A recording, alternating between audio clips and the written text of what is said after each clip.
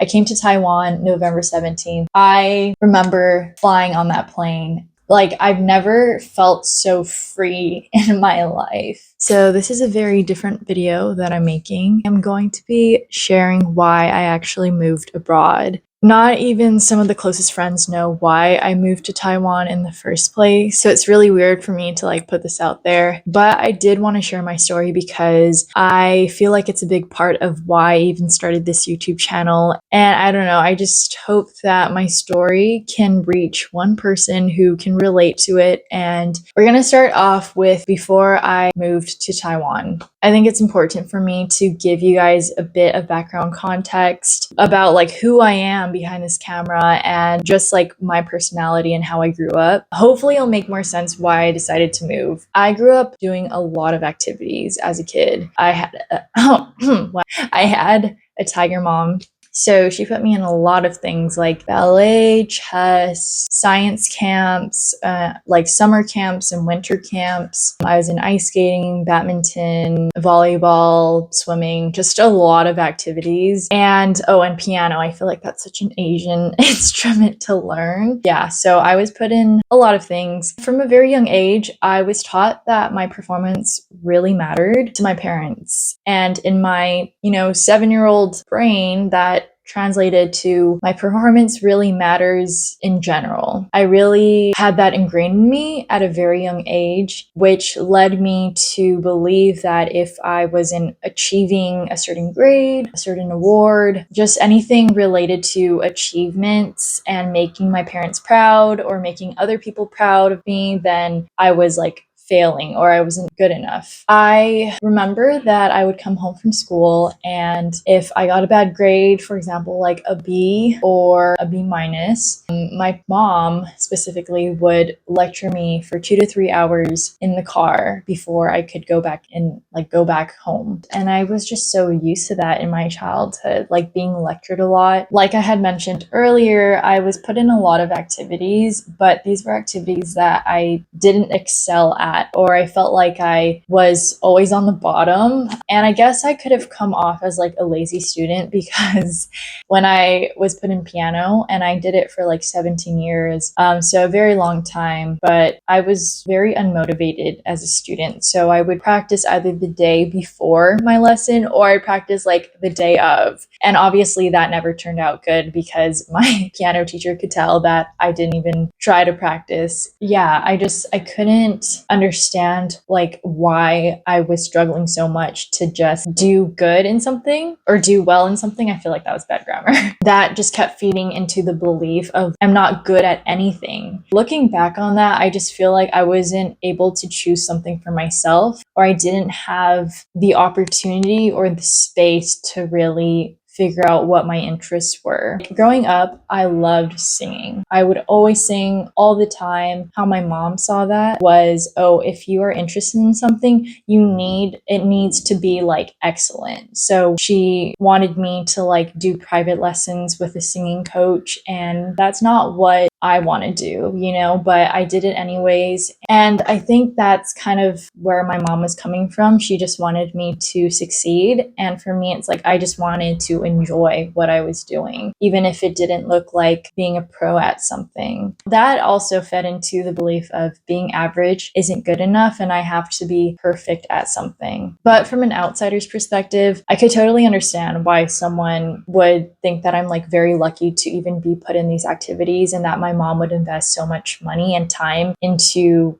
just funding my activities and just what I could be doing with my time, because I know a lot of people cannot afford that. The reason why I bring up this story is to give you guys a better idea of like where this belief of I'm not good enough or I have to be perfect in something is coming from. So I just wanted you guys to get a better idea of my background story. There's the good and the bad and the in-betweens. So we're going to jump into high school. I was just so clueless in high school. I really just didn't know what interested me. I found myself just binge watching Netflix every single day to kind of escape from, I guess, my life about how much of a failure I thought I was in high school. And my social anxiety was also very bad in high school. I was really struggling to make friends. I mean, I already thought that in middle school I was, yeah, just socially anxious, but high school was like a whole other level because I didn't know how to make friends. Going to senior year of high school, I was about to graduate. I had no idea what I wanted to do. My mom had me see a career counselor. I actually share this a lot with like whoever just asked, like, how did I choose my major and stuff like that. I saw a career counselor. From my mom's perspective, she really didn't want me to be undeclared going into college. She wanted me to have more of a general idea of what path to take. In college, I struggled with internal thoughts like, am I supposed to love my major, to know that I want to pursue this career? Like, is this my purpose? Is this my calling in life? I breezed through my junior and senior year because everything just was online. I actually remembered that in my senior year, I wanted to travel abroad to teach English. But if I'm being completely honest, I think deep down, I just wanted to get away from home and figure out my own life. I was so scared to graduate because my major required me to go to grad school. I had to get my master's in order to be licensed. I remember telling my parents post-grad that I wasn't even sure if I wanted to go to grad school. Of course, you know, like when you hear that from your kid and you've spent so much money funding their education. Yeah, so I was very fortunate where my parents funded my undergrad. You know, I still have loans to pay back, but like they really helped me out with my education. And that's something that I'm so grateful for. And that also ties into, I knew how much I was disappointing them by saying this. Really felt a lot of guilt because I felt like I was just wasting their money. And clearly, like the reaction that I got was, no, you're going to grad school because we invested so much money into your education. So you're going to continue with it. That was the response that I received. At that point, post-grad, I just wanted to escape and I felt so much pressure. I didn't even want to get a job with my major because I felt like if I did, like I would be betraying myself to please my parents. And that was not a cycle that I wanted to continue doing. And at that point, I was just getting so tired of pleasing them. Whenever I talked to my parents, I felt like such a little kid that was just so afraid of saying the wrong thing. And I couldn't just be honest with how I felt. Emotionally, I didn't feel very safe to just say what I want to say. And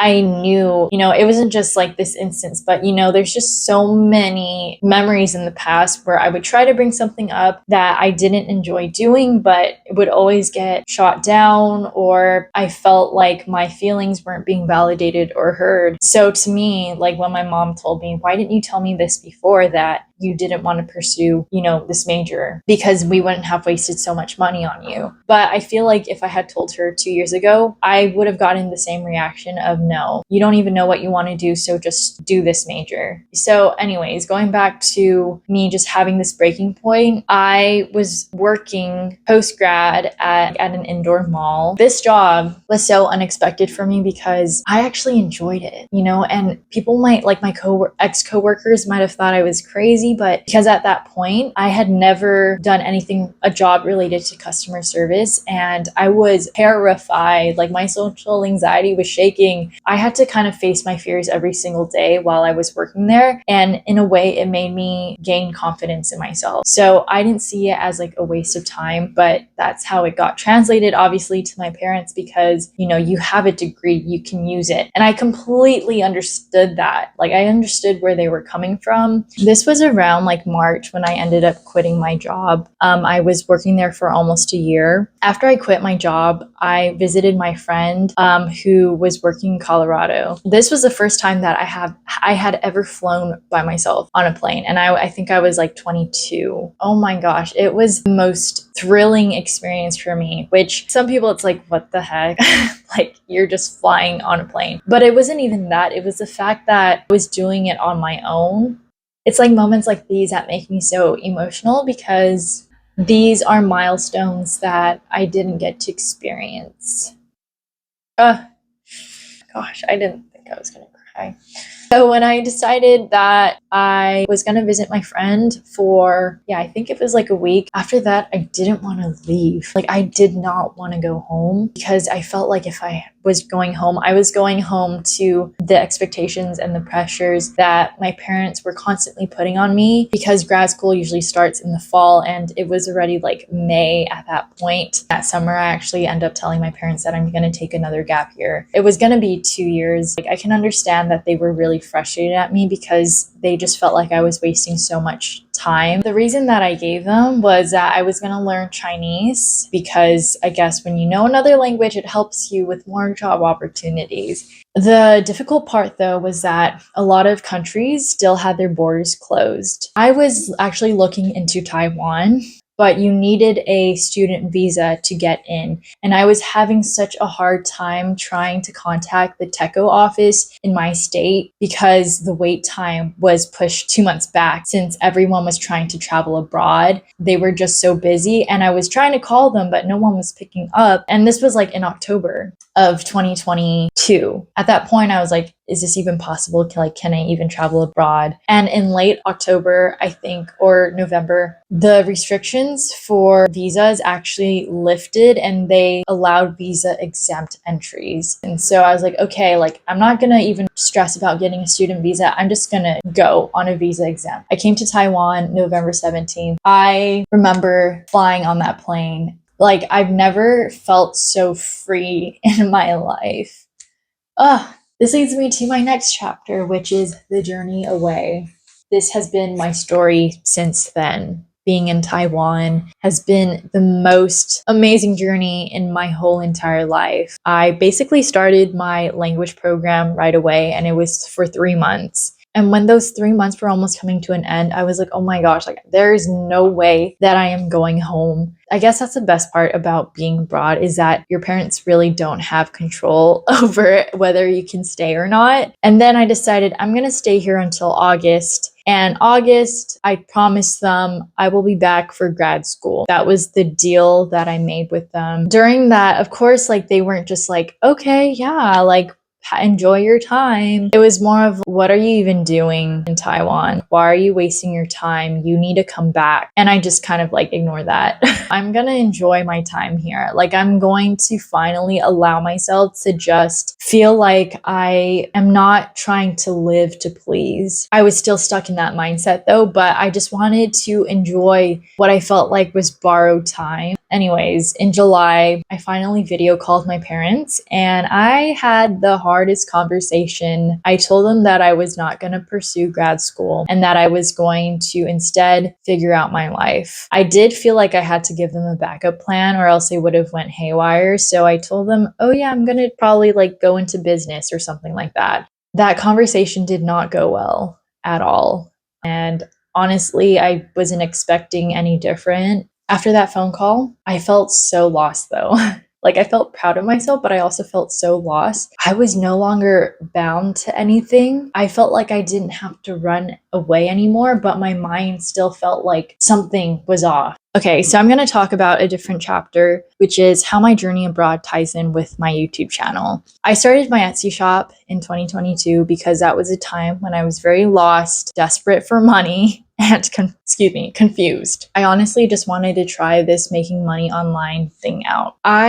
For so long in my life, I was always just seeking validation and approval from my parents. I was just getting so tired of that. And that's kind of why I decided to start this channel, because I wanted to showcase what I felt like were my achievements, lessons learned, and also my failures. Like, I genuinely just want to be honest on this channel. Who cares if I don't make $10,000 a month or I'm not making full-time income right now? Yes, I think what I realized my dream is to be a content creator. I think that would be amazing. I just always wanted to go into like something that involved creativity and business. I just feel like the path to realize that took a very long time. Being on this channel, I really do want to show you guys the struggles that I face as a content creator. I want to share this video with you guys, to those who can relate to my story about really not knowing what it is that you want to do with your life and feeling like you never really had like a true calling, or you felt pressured to fit into this mold of how other people should perceive you. I want you to know that you're not alone, and and I have been on this earth for 24, almost 25 years now, and I am just learning what it looks like to make decisions on my own. I feel like it's so easy for me to doubt my decisions. You know, this is such a journey of self-discovery and healing for me, and I want to share this chapter of my life with you guys. I don't know what the future is going to look like. I don't know if I'm going to be here in Taiwan. I'm just trying to go with the flow at this point because I feel like for so long, I've always felt like I had to be doing something. I still feel that, and I just want to allow myself to be in that unknown and that uncertainty of just not knowing where my life will take me. If you guys have actually watched until the end, I just want to say thank you so much. You know, we can continue supporting each other through our journeys, whether that's trying to be a content creator, whether that's, you know, trying to just share your achievements online. I'm cheering you on. I believe in you. And if you ever want to reach out to me, my inbox is always open. Thank you guys so much for listening, and I will talk to you guys soon.